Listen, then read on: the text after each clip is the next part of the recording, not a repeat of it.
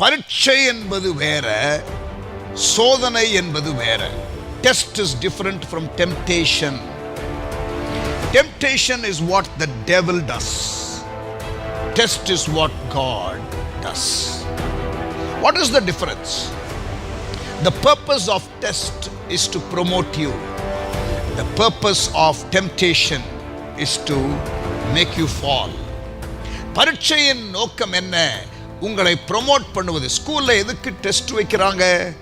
உங்களை அடுத்த நிலை கிளாஸுக்கு கொண்டு போகிறதற்கு முன்பதாக பரீட்சை வைக்கிறார்கள். Test is given to promote you. Temptation is always set as a trap.